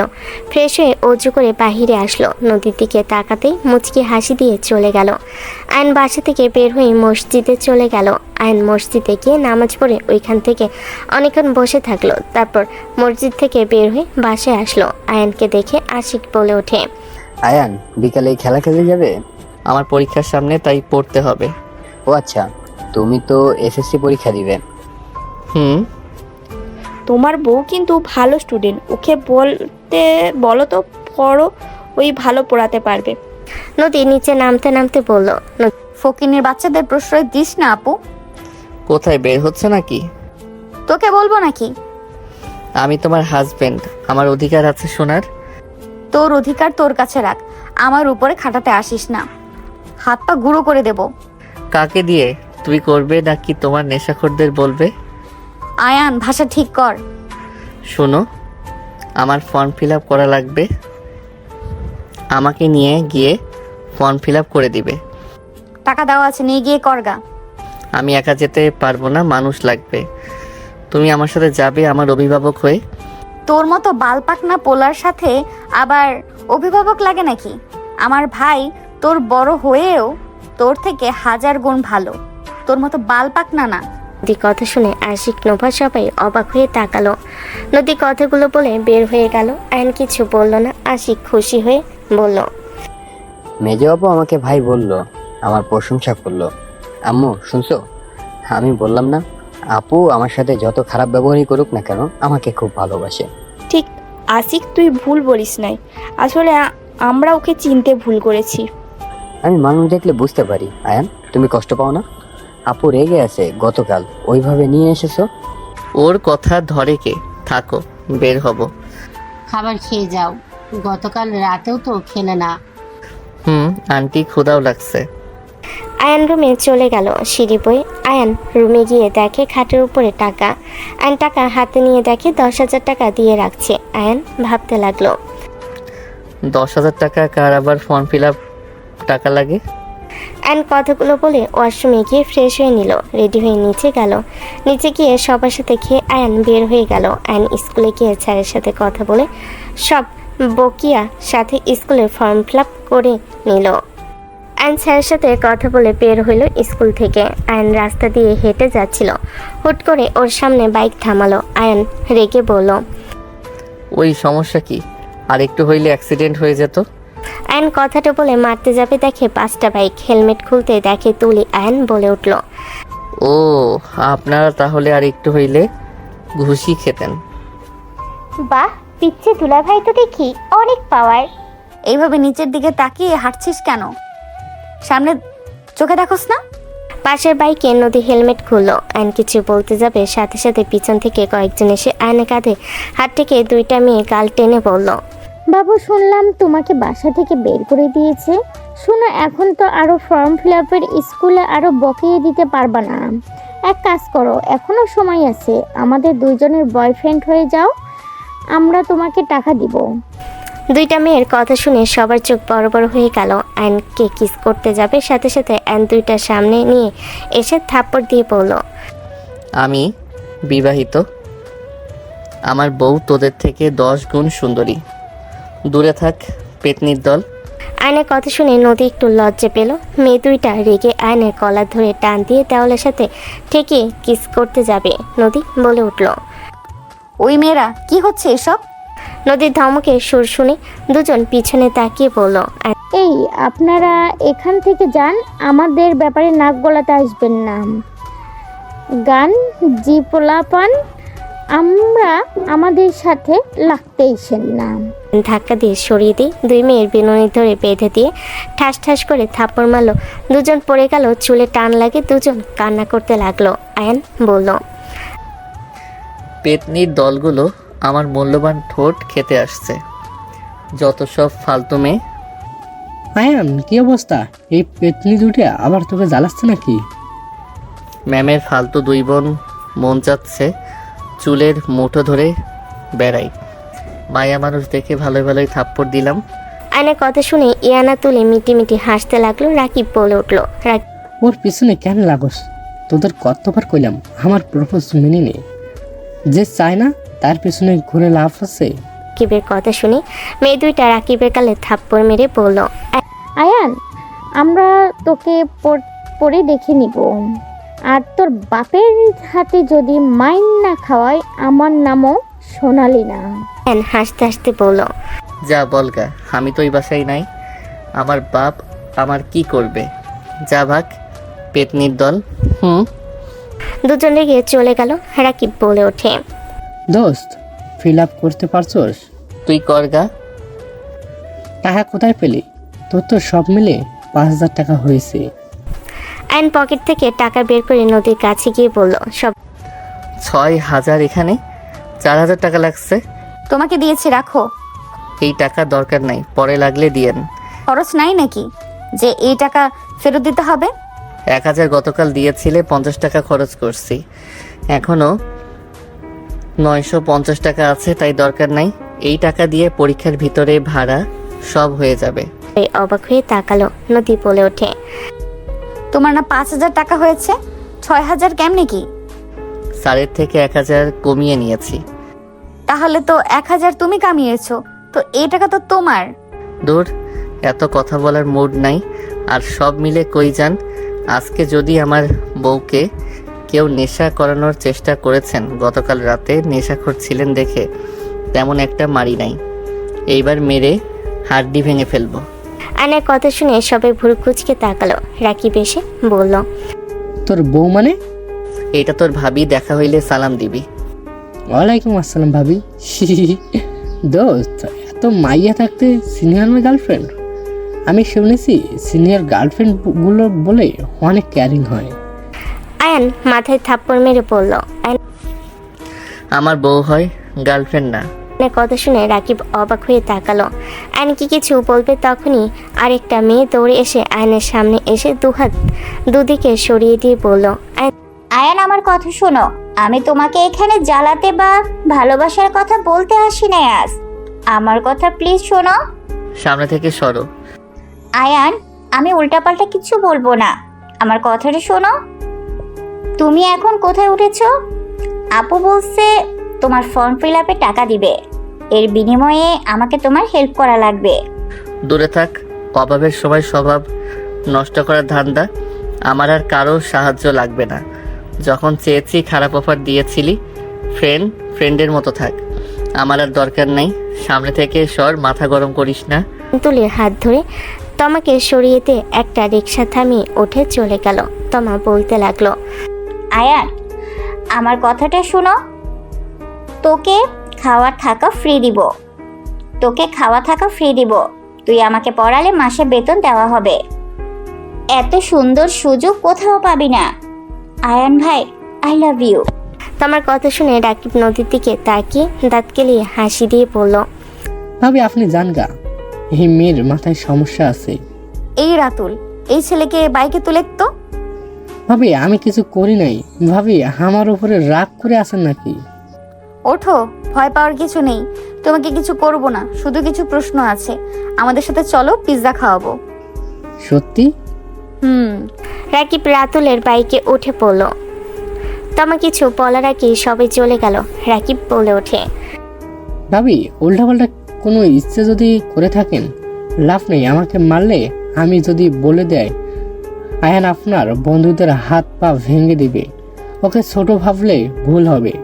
ওই মায়ের ফিটের এক্সপার্ট, এই এলাকার ডন আছে, ওদের লোকেদের মেরেছিল। আশা করি ওর সাহস নিয়ে আর কোনো প্রশ্ন থাকবে না, তাই সাবধান। কি এখানকার ডন লোকদের সাথেও ঝামেলা করছে? এই ছেলে তো ভয়ঙ্কর রে। আমি তো বাচ্চা ভেবেছিলাম, আজ যা দেখলাম। আর এই সব ছোট ছোট বাচ্চা কি পাকনা রে ভাই? তোদের কি বললাম, একদম বাল পাকনা। আমি তো বিশ্বাস করতে পারছি না। এই বয়সে একটু একটু প্রেম বুঝতাম, বাট এরা তো বড়দেরও হার মানাবে। আমরা যে ওইখানে, তারপর লজ্জা নেই কিভাবে দেওয়ালের সাথে লিপ কিস দিতে নিচ্ছিল। এই জন্যই তো পাকনা ওইটা। এইটাও তো কম ব্যাপার, এটাতে এত অবাক হওয়ার কি আছে? আমাকে এখন বিয়ে করালে আমি 100 বাচ্চার বাপ হব। রাতুলের কথা শুনে সবাই অবাক হয়ে তাকালো। রাতুল দাঁতে দাঁত চেপে হাসি দিল। 5 জন বাইক থামালে সবাই নেমে পড়লো। রেস্তোরাঁর ভিতরে গিয়ে মেনু কার্ড দিয়ে পড়লো।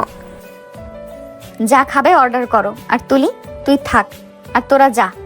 তুলি ওদের পাশে বসলো আর আরগুলো অন্য টেবিলে গিয়ে বসলো। রাতুল এক এক করে অনেকগুলো খাবার অর্ডার দিল। নদী বলে উঠলো, এখন আসুক, আমার প্রশ্নের উত্তর দাও। কি প্রশ্ন?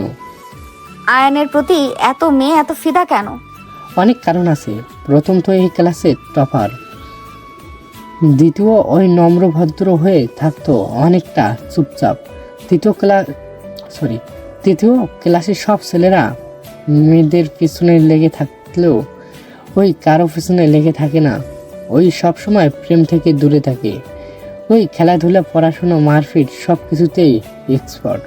প্রথমে যে 2টা মেয়েকে দেখলেন, ওর আম্মুকে আর বোনকে বাঁচিয়েছিল। ওরা চাচাতো বোন, বেস্ট ফ্রেন্ড। ওরা দুজন যা চয়েস করে এক জিনিস করে। তাই বলে বয়ফ্রেন্ডও? কমন ব্যাপার, বাট একটাই জিনিস বুঝলাম না, আপনার সাথে ওর বিয়ে কেমনে হলো? ওর তো বয়স 16, ওই কেমনে বিয়ে করলো? আমাকে বললে আমিও করব। কানের নিচে দিব আরেকটা কথা, মিথ্যা কথা বলবে না। শুধু কি এইসবের জন্যই আয়ানকে সবাই পছন্দ করে? আর আয়ানের কি সত্যিই গার্লফ্রেন্ড নেই? না না, কোনো গার্লফ্রেন্ড, ওর লাইফটা এত সহজ না। ওই পড়াশোনা করে নিজের পায়ে দাঁড়াতেই চাই। ওই ছোট থেকে কষ্ট পেয়ে বড় হয়েছে। ওকে হাসি খুশি দেখলেও ওর লাইফে ভালোবাসার বড্ড অভাব। ছোট থেকে না মায়ের ভালোবাসা তেমন পেয়েছে, আর না পেয়েছে বাবার। ওই অবহেলিত সব সময় সবাই ওকে শুধু আঘাত করে, তারপর নিজের ইচ্ছে পূরণ করার জন্য উঠে পড়ে লেগেছে। ভাবি, আপনি ওকে ভালোবাসলে ওই আপনার জন্য জীবনও দিতে দ্বিধাবোধ করবে না। আমি ওর বেস্ট ফ্রেন্ডের জন্য ওর প্রশংসা করছি না। আপনি চাইলে বস্তিতে গিয়ে জানতে পারেন, আমি যা বলছি তারাও বলবে। বুঝলাম, আবার চলে এসেছে। কি খুশি হয়ে খেতে লাগলো। আর নদী নানা ধরনের প্রশ্নের উত্তর দিতে লাগলো। ওদিকে আয়ন বাসায় গিয়ে পড়তে লাগলো। বিকালের দিকে নদী পাশে আসলো। আয়ন নদীকে দেখে বলল, এত তাড়াতাড়ি বাসায়? রেডি হয়ে নে, আমরা এই বাসায় থাকবো না। তো কোন বাসায় থাকবেন? বাগান বাড়িতে থাকবো, ওইখানকার পরিবেশ অনেক সুন্দর। হঠাৎ করে পরিবেশ কেন খুঁজছেন? কম কথা বল, লাগেজ গোছা। নদী আয়নের দিকে লাগেজ দিল। আয়ন নিজের জামা কাপড় গুছিয়ে নিল। নদীর দিকে তাকিয়ে বলল, আপনি নিবেন না? আয়নের গোছানো শেষ হলে নদী আয়নকে নিয়ে নিচে গেল। নিচে গেলে নদীর সৎমা বলে উঠল, কি ব্যাপার, লাগেজ নিয়ে কই যাও? উনি বলে বাগান বাড়িতে যাবে। তুমি না এখানে থাকবে, আবার ওইখানে কেন যাচ্ছ? আপনাকে কি কৈফিয়ত দিব নাকি? এই চলো। আয়নকে নিয়ে চলে গেল। 15 মিনিটেই ভিতরে পৌঁছে গেল। আয়ন বাসার ভিতরে গেলে দেখে নদীর সব বন্ধুরা। আয়নকে দেখে তুলি বলল, এটাকে নিয়ে আসলি কেন? এইখানে থাকবে, আমি যেখানে ওই সেখানে, ওই আমার থাকার রুমে যাও। নদীর কথা শুনে আয়ন চলে গেল। আয়ন লাগেজ থেকে সব বের করে সব গুছিয়ে নিল। আয়ন টেবিলের সামনে দাঁড়িয়ে বই ঠিক করতে করতে ভাবতে লাগলো, এই মেয়ে কি চাচ্ছে? তার ফ্রেন্ডদেরও এখানে নিয়ে এসেছে। আয়ান নানা ধরনের কথা ভাবতে লাগলো। 5 মাস পর আয়ান পায়চারি করছে। নদী আয়নের পায়চারি করা দেখে বলল, এত টেনশন করার কি আছে? যেমন পরীক্ষা দিয়েছিস তেমন রেজাল্ট আসবে। আচ্ছা, তোমার কি আমার সাথে ভালো করে কথা বলার কোনো মুড নাই নাকি? যদি না থাকে কথা বলো না। তোমার সাথে প্রতিদিন ঝগড়া ঝামেলা আমার ভালো লাগছে না। দয়া করে চুপ থাকবে। নদী রেখে সজোরে থাপ্পড় মারল। ওর বান্ধবীরা চমকে উঠে বলল, দোস্ত, আজকে এমনিতেই ওই টেনশনে আছে, তুই হুদাই থাপ্পড় মারলি কেন? চুপ কর, তুই একটু বেশি প্রশ্রয় ওকে দিচ্ছিস, বেশি কথা বলবি না। আয়ান গালে হাত দিয়ে বারান্দায় চলে গেল। আয়নের চোখ দিয়ে পানি গড়িয়ে পড়তে লাগলো। আয়ান ভাবতে লাগলো, আম্মু, তুমি আমাকে জন্ম কেন দিয়েছিলে? যদি আমাকে নিজের কাছে নাই রাখবে, তুমি আব্বু আমাকে দুনিয়াতে কেন নিয়ে এসেছিলে? আমার কি অপরাধ ছিল সবসময় কেন সবার অবহেলা অপমান আমাকে সহ্য করতে হবে? সবাই শুধু আমাকে লাথি গড়ি দিতে পারে। আমাকে কি ভালোবাসা যায় না? যত ভালোবাসা নিজের স্বার্থের উপরে। আয়ন কথাগুলো ভেবে গ্রিলে মাথা ঠেকিয়ে বাহিরের দিকে তাকিয়ে চোখের পানি ছাড়তে লাগলো আর ভাবতে লাগলো। আজ যদি আম্মু তুমি আমার পাশে থাকতে তাহলে আমাকে এত কষ্ট পেতে হইতো না। সবার মায়েরা সন্তানদের সাথে ব্যস্ত হয়ে আছে রেজাল্টের আশায়, আর আমার বেলায় কেউ নাই। আয়ন কথাগুলো ভাবতে ভাবতে টুকরে উঠলো। তুলি আয়নের কাঁধে হাত রাখতেই আয়ন তাড়াতাড়ি করে চোখের পানি মুছে নিল। তুলি বলে ওঠে, কান্না থামাও, মিষ্টি খাওয়াও। তোমার স্কুলে ফার্স্ট হয়েছো, গোল্ডেন A+ পেয়েছো। কি সত্যি আপু? হ্যাঁ, এই দেখো। আয়ন মুখ দেখে কোনো হাসি আসলো না। আয়ন তুলিকে ফোনটা দিয়ে দিল। তুলি বলে ওঠে, কি ব্যাপার, তুমি খুশি না? না। কি বলো? তোমার শিক্ষকরা নদীকে কল দিয়ে তোমাকে জানাতে বলেছে তোমাদের শিক্ষকরা খুশি, আর তুমি কি না খুশি না? তুলির কথা শুনে আয়ন মুখে হাসি রেখা টেনে বলল, এই খুশি দিয়ে কি হবে?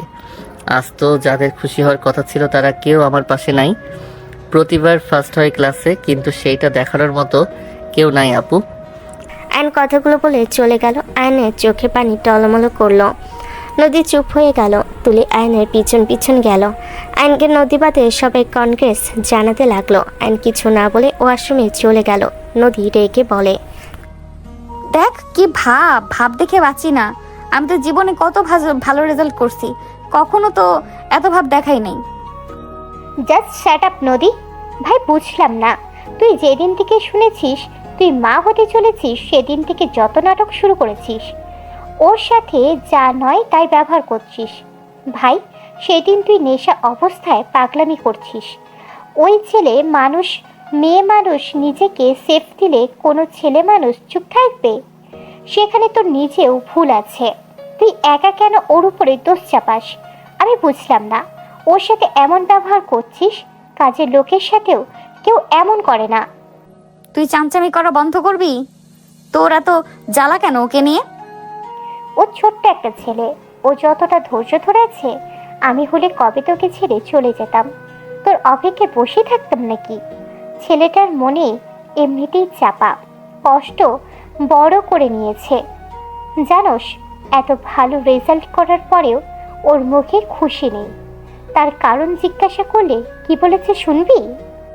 আমার শোনা লাগবে না, চুপ কর, বকবক করিস না। আয়ন ওয়াশরুম থেকে বের হইলে তুলি কিছু বলতে যাবে, সাথে সাথে আয়ন বের হয়ে গেল। আয়ন সোজা ওর সৎ বাবার বাড়ির সামনে গিয়ে দাঁড়ালো। আয়ন রাস্তায় দাঁড়িয়ে অপেক্ষা করতে লাগলো। এক নজর ওর মাকে দেখার জন্য অনেকক্ষণ রোদের ভিতরে দাঁড়িয়ে থাকলো। 1 ঘন্টার দিকে নদীরা ওর ফ্রেন্ডরা মিলে গাড়িতে করে যাচ্ছিল। আয়নকে দেখে গাড়ি অ্যাক্সিডেন্ট করে দাঁড় করালো। ওর দিকে নজর রাখতে লাগলো। অনেকক্ষণ পর আয়নের আম্মু একটা মেয়ের হাত ধরে আসছিল, সাথে আয়নের সৎ বাবা ছিল। আয়ন খুশি হয়ে সামনের দিকে এগিয়ে যেতে লাগলো। ওর সৎ বাবাকে দেখে আয়ন সাথে সাথে গাছের পিছনে দাঁড়ালো। আয়নের আম্মুর চোখে পড়লে কিছু না বলে চলে গেল। গেটের ভিতরে গেলে আয়ন বের হইল। কিছুক্ষণ পর আয়নের আম্মু বের হয়ে আসলো। আয়ন দৌড়ে গিয়ে ওর আম্মুকে জড়িয়ে ধরলো। আম্মু, আমি না গোল্ডেন A+ পাইছি। আয়নের আম্মু আয়নকে নিজের থেকে সরিয়ে দিয়ে হাতে কিছু টাকা দিয়ে বলল, এখন এখান থেকে চলে যা, এখানে আসিস না। তোর রেজাল্ট শুনে অনেক খুশি হয়েছি। আর রাকিবের কাছে আমি ফর্ম ফিল আপের টাকা দিয়ে দিমনি। এই টাকা আমার কাছে আপাতত আছে, বুঝোস তো, অনেক কষ্টে টাকাগুলো বাঁচাইছি। আয়নের আম্মু চারিদিকে তাকিয়ে দেখতে লাগলো আর আয়নের সাথে কথা বলতে লাগলো। আয়নর আম্মুর দিকে এক নজর তাকিয়ে আছে। আয়নের চোখে পানি, সেদিকে আয়নের আম্মুর কোনো খেয়াল নেই।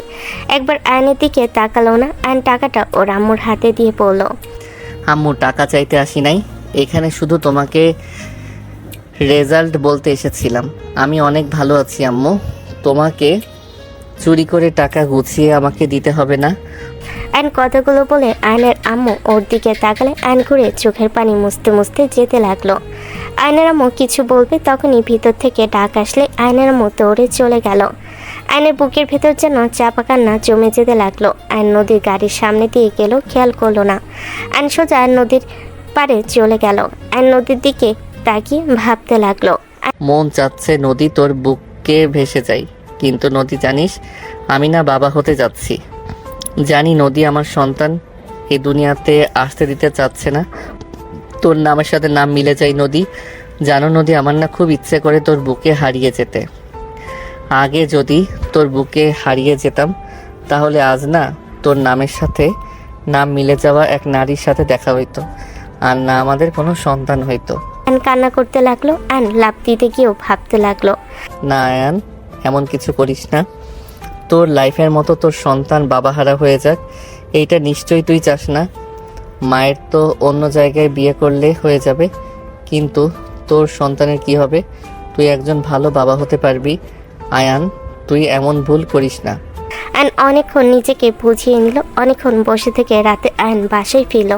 আয়নকে দেখে সবাই ওর দিকে তাকিয়ে বলল, কি ব্যাপার আয়ান, কোথায় ছিলে সারাদিন? কোথাও না আপু, একটু ঘুরলাম, নিজেকে সময় দিলাম। আচ্ছা যাও, ফ্রেশ হয়ে আসো। আজ আমি তোমার পছন্দের রান্না করেছি। ধন্যবাদ আপু। আয়ন রুমে গিয়ে গোসল করে বের হইল। বাইরে নদীর জোরে জোরে হাসি কানে আসলো। আয়ন শার্ট প্যান্ট বারান্দায় মেলে দিয়ে শুয়ে পড়ল। নদী রুমে এসে বলল, ওই সারাদিন কই ছিলি? কোনো খোঁজ খবর নাই। শোন, বাইরে খেতে যাবো, রেডি হয়ে নে। ক্ষুধা নাই, আপনারা যান। এত নাকামি করবি না, তোর জন্য সবাইকে ট্রিট দেব, চল। তুলি আপু কষ্ট করে রান্না করছে, সেইটা বাদ দিয়ে বাইরে খেতে কিভাবে যাব? আয়নের কথা শুনে নদীর রাগ হতে লাগলো। নদী বলে উঠল, নদী ওকে থাক তুই তাহলে, তোর আপু রান্না করছে, চল তোকে খাওয়াবো। রেখে আয়নের কলার ধরে টেনে নিয়ে যেতে লাগলো। আয়ন নদীকে বলতে লাগলো, নদী ব্যথা কিন্তু পাবে, নদী কলার ছাড়ো। বসার ঘরে গেলে সবাই দাঁড়িয়ে গেল। একজন বলে উঠল, নদী কি হয়েছে, এমন কেন করছিস? আয়নকে টেবিলের সামনে বসিয়ে দিয়ে তুলি রান্না করা সব কিছু একসাথে করে আয়নকে জোর করে খাওয়াই দিতে লাগলো। আয়ন ঢোক গেলার আগে জোর করে আরও খাবার দিতে লাগলো। সবাই নদীকে থামানোর চেষ্টা করতে লাগলো। তুলি বলে উঠল, পাগল হয়ে গেছিস? এইভাবে ভাত খাওয়ালে গলাতে ঠেকে মরে যাবে নদী, শান্ত হ। তোর অনেক মায়া লাগে তাই না? তোর খাবার খাবে দেখে আমার সাথে যাবে না তো আমি খাওয়াচ্ছি, সমস্যা কোথায়? নে খা, বেশি করে খা। আয়ন সহ্য করতে না পেরে নদীকে সজোরে থাপ্পড় মেরে দিল। নদী পড়ে যেতে নিলে আয়ন সাথে সাথে ওর হাত ধরে ফেলল। নদী রেগে বলল, হাত ছাড়, পড়ে যায়, আমার ক্ষতি হোক। হাত ছাড়ে। থাপ্পড় মারছস আবার হাত কেন দিছিস? আয়ন নদীর হাত ধরে সোজা দাঁড় করিয়ে দিয়ে বলল, ব্যাস অনেক হয়েছে, আমি এখনই শুধুমাত্র আমার সন্তানের জন্য এখানে পড়ে আছি, না হইলে আমি কবে এখান থেকে চলে যেতাম। তোমার পাগলামি আর নেওয়া যাচ্ছে না। বাচ্চা হইলে আমি আমার সন্তানকে নিয়ে চলে যাব। তুমি তোমার মতো জীবন কাটাও, আমি তোমার কোনো ভালো খারাপের দিকে ঘুরেও তাকাবো না। আর 5 মাস আমাকে সহ্য করো দয়া করে। আয়ন কথাগুলো বলে চলে যেতে নিলে নদী কান্না করতে করতে বলল, হ্যাঁ আমি ঠিক ধরছি, বাচ্চা হইলে তো তুই তুলির কাছে একেবারেই চলে যেতে পারোস। তুলি তোকে এই বুদ্ধি দিয়েছে, আমি কি জানি না?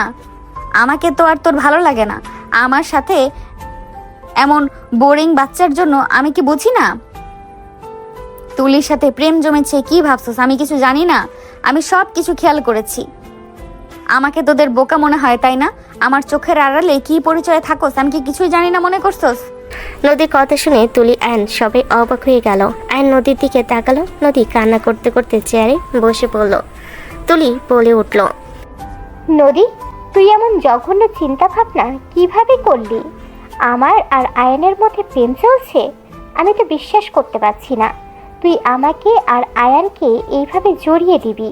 চুপ কর, তুই কোনো কথা বলবি না। তুই আমার জীবন বাঁচিয়েছিস দেখে আমি তোকে নিজের জীবনের থেকেও বেশি ভালোবাসতাম, বিশ্বাস করতাম, আর সেখানে তুই আমার আড়ালে পিঠে ছুরি মারছস। সব সময় বলতি আমাকে বেস্ট ফ্রেন্ড, আমার বোন, অথচ আমার স্বামীকে তুই কেড়ে নিয়েছিস। নদী, তোর এই আমার উপরে বিশ্বাস? নদী বাজে কথা বলবে না একদম। আমাকে আর তুলি আপুকে নিয়ে বাজে কথা বললে আমি ভুলে যাব তুমি আমার ওয়াইফ। কি বাজির কথা বলছি আমি? আমাকে ঘুম পাড়িয়ে দিয়ে তুই ছাদে গিয়ে তুলির সাথে রোম্যান্স করস, আমি কি কিছু জানি না? নদী জাস্ট শ্যাট আপ। আমাকে ধমক দিবি না। তুলি অসুস্থ হইলে সবার থেকে তোর টেনশন বেশি থাকে, আর আমি অসুস্থ হইলে কই তোকে তো কখনো টেনশন করতে দেখি না, অথচ 5 মাসের ভেতরে তুলির জন্য একদম পাগল হয়ে গেছিস। আয়ন রাগে সামনে থাকা ফুলদানি সজোরে ঘুষি মেরে বলল, আপু এটাকে চুপ করতে বলো, আমার রাগ কন্ট্রোল হারিয়ে যাচ্ছে। আমি ওর গায়ে হাত তুলবো, ওকে চুপ করতে বলো। সত্যি বললে সবার জলে। নদীর কথা শুনে ওর বাকি ফ্রেন্ডরা বলে, দোস্ত তোর কথা ভুল হচ্ছে, ওদের মধ্যে তো ভাই বোনের মতো সম্পর্ক, আমি তো কখনো খারাপ কিছু দেখি নাই। নদী কান্না করতে করতে বলল, এই ছবিগুলো দেখ। ওর ফোন থেকে কিছু ছবি দেখলে আয়ন তুলি অবাক হয়ে গেল। ওর বান্ধবীরা সবাই বলতে লাগলো, ছি তুলি, তুই এ কাজ কিভাবে করতে পারলি? আয়ান নদীর হাজবেন্ড, আমাদের তুই জ্ঞান দিয়ে নিজে ওর সাথে এসব করছস। তুলি আয়নের রাগ যেন চড়াও হয়ে গেল। আয়ন নদীর ফোন নিয়ে সজোরে ঢিল মেরে ভেঙে ফেলল। নদীকে কিছু বলতে যাবে, সাথে সাথে তুলি হাত দিয়ে বাধা দিয়ে বলল, ভাই শান্ত হ, আমি নদীর সাথে কথা বলি, ওই আমাদের ভুল বুঝেছে। আমি কোনো ভুল বুঝি নাই, আমি যা দেখছি সঠিক দেখছি। তোরা মাঝে মাঝে ছাদে যাস, মাঝে মাঝে আমি না থাকলে দুজন একসাথে বাগানে বসে থেকে হাসাহাসি যত প্রেমালাপ আছে করস। আর তার থেকে বড় কথা, তোদের মাঝে যদি কিছু নাই থাকতো তাহলে কখনো তোদের একে অপরের দিকে এত টান থাকতো না। তোরা দেখোস না, তুলিকে কিছু বললে আয়ান রেগে যেত, আর আয়ানকে কিছু বললে তুলির গায়ে লাগতো।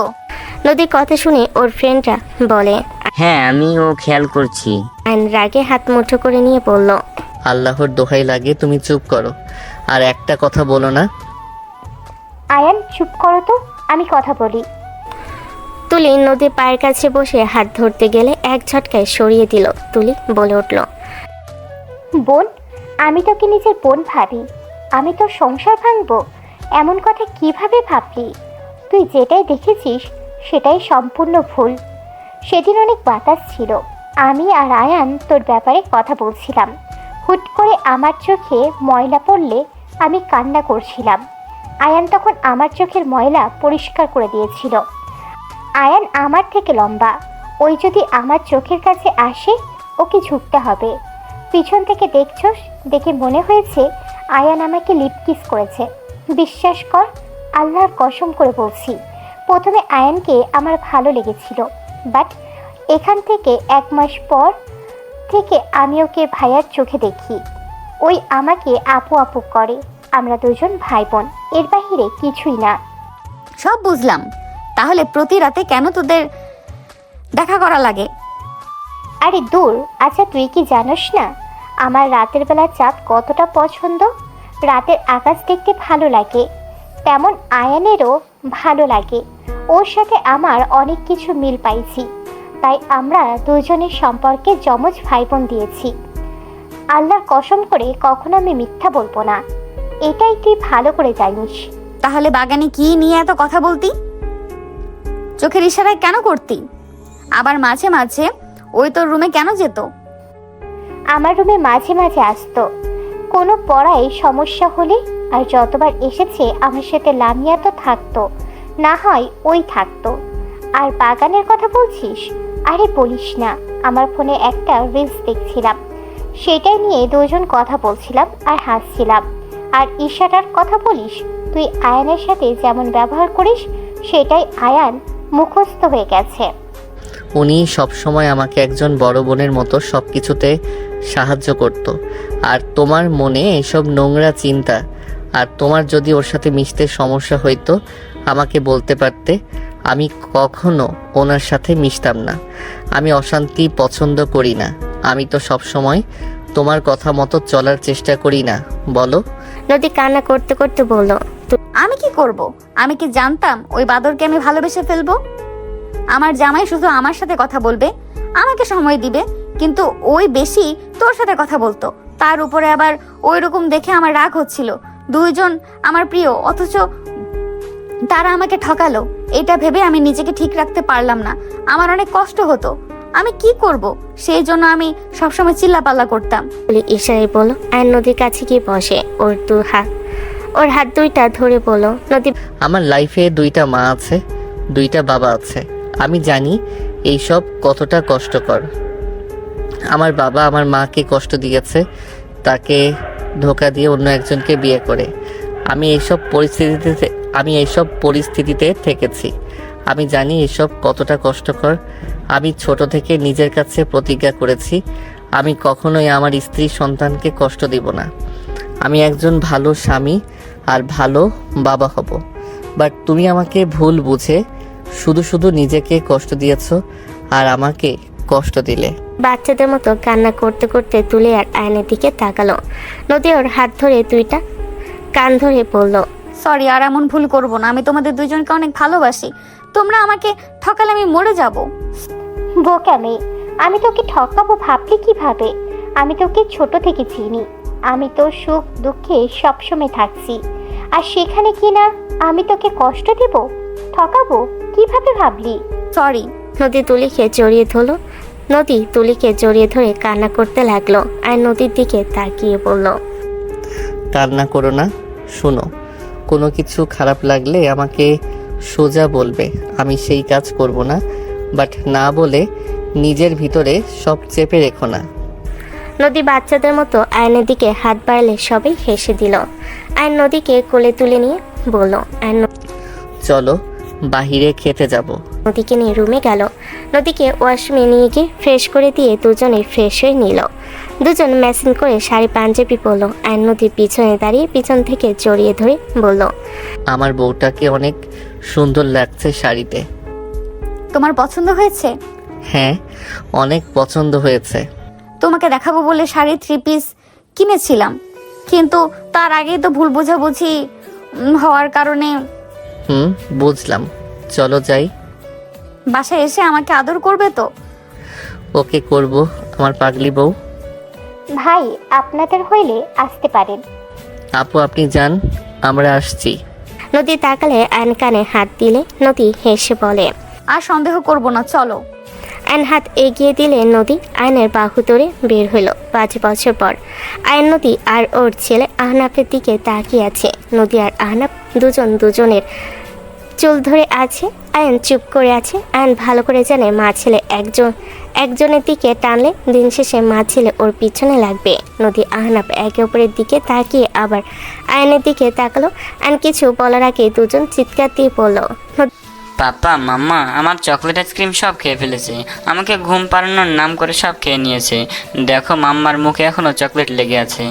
বাচ্চাদের মতো করে তাকিয়ে পড়ল, আমি অল্প খেয়েছি, ওই আমার সব চকলেট আইসক্রিম খেয়েছে। আমি তো ওকে কিছু বলি নাই। ওইটার একটু খেয়েছে তাই বলে ওই আমার সাথে রাগারাগি করবে? মানে হয়েছে কি, আমাকে শ্বশুর আব্বু ডাকে। আনজে দরজা থেকে পা বাড়াবে দুজন একে অপরকে ছেড়ে বলল, নদী মাম্মা দেখছো, পাপ্পার কাছে আমাদের কোনো গুরুত্ব নাই। বলে ওঠে, ঠিক বলছস, আসল ঝামেলা ওর জন্য লাগছে। আমাদের মধ্যে ঝামেলা লাগতো না যদি ওই আমাকে আবার চকলেট আইসক্রিম নিয়ে এসে দিত। ধর তোর পাপ্পাকে। আয়ান ঢোক গেলে দৌড়ে পালাতে যাবে, সাথে সাথে আহনাফ গিয়ে দৌড়ে পা ধরে পড়ল। মাম্মা পাপ্পাকে ধরে রাখছি, তুমি মারো, আমি ধরে আসি। আমরা একা মার খাইছি, পাপ্পা কেন বাদ যাবে? আয়ান মনে মনে বলতে লাগলো, আল্লাহ কোন দুই ফাজিলের পাল্লায় আমাকে ফেললেন। এরা মারামারি করবে আর মাঝখানে আমি হুদাই মাইর খাবো। নদী চুল ধরতে যাবে, সাথে সাথে আয়ান বলল, আমি তোমাদের আজকে ঘুরতে নিয়ে যাব, যা খেতে চাইবে সব খাওয়াবো, রেস্তোরাঁও নিয়ে যাব।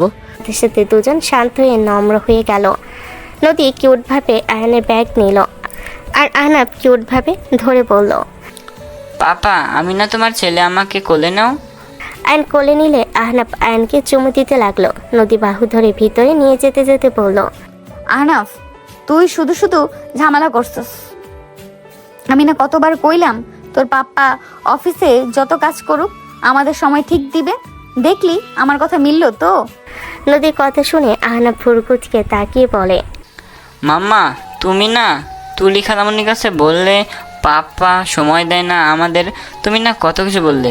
নদী আহনাফের কথা শুনে আহনাফের মুখ বন্ধ করে দাঁত চেপে হাসি দিয়ে বলল, জান আমি কি তোমার নামে কিছু বলতে পারি বলো? যান যাও গোসল করে আসো, আমি তোমার জামা কাপড় বের করে দেব। আচ্ছা আব্বু থাকো। আয়ন ওয়াশরুমে গিয়ে দীর্ঘ নিঃশ্বাস ফেলে বলল, উফ, এই নদীও না ছেলেটাকে নিজের মতো নাটকবাজ বানাচ্ছে। উফ, অল্পের থেকে বেঁচে গেলাম। আয়ন কথাগুলো ভাবতে ভাবতে গোসল করতে লাগলো। গোসল করে তোয়ালে পরে বের হইল। দেখে আহনাফ নাই। নদী শার্ট প্যান্ট বের করে খাটে রাখলো। নদী আহনাফের দিকে তাকাতেই নদী লুচ্চাদের মতো ঠোঁট কামড়াতে কামড়াতে বলল, তোমাকে একদম হট লাগছে।